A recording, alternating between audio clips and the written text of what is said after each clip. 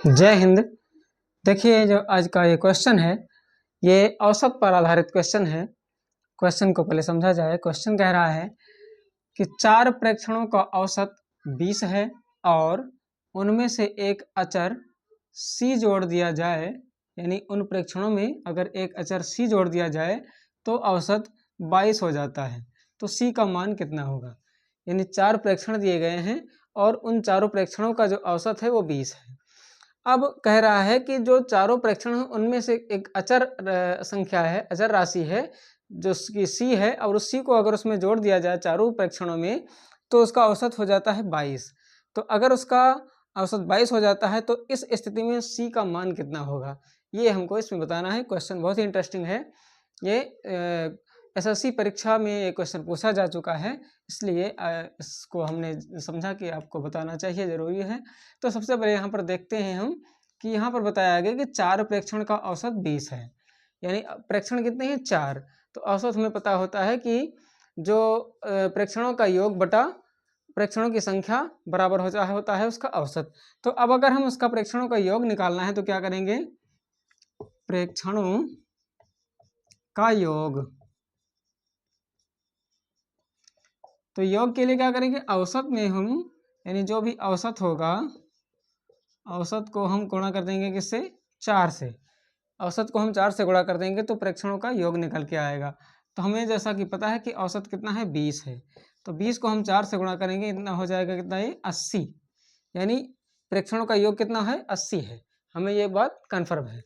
अब इसके बाद में कह रहा है कि अगर उसमें c जोड़ दिया जाए तो ये औसत हो जाता है 22।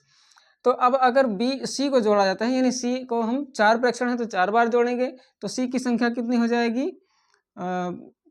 अचर की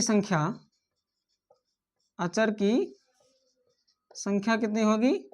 4c, क्योंकि c को हम 4 बार जोड़ेंगे, c प्लस यानी चारों संख्याओं में c जोड़ेंगे तो 4c बढ़ जाएगा।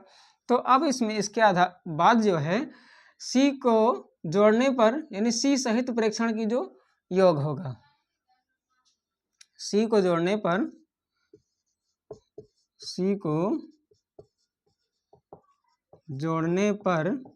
प्रेक्षणों का योग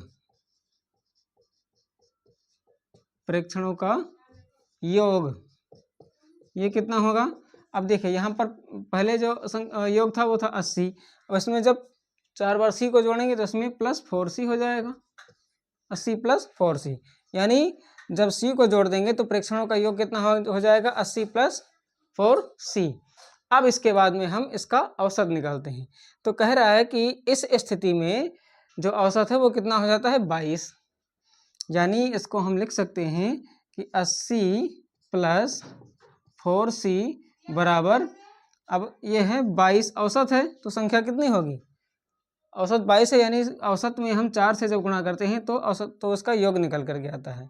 तो योग हमें यहाँ इस आधार पर निकलेगा, यानी 80 प्लस 4c में हम जो इसका औसत है, औसत को हम 4 से गुणा कर देंगे तो 80 प्लस 4c बराबर कितना होगा?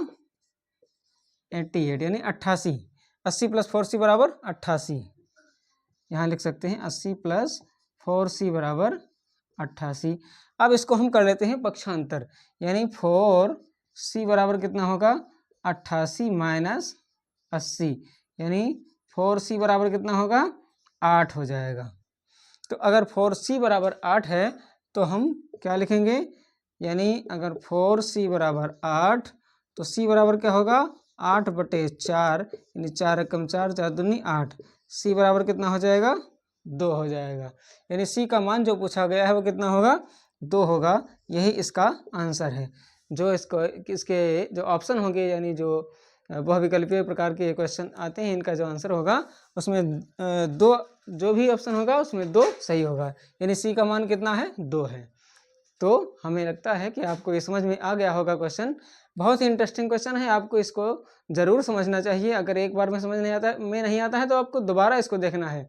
तो फिर मिलते हैं हम अगले वीडियो में अगले क्वेश्चन के साथ। तब तक के लिए जय हिंद।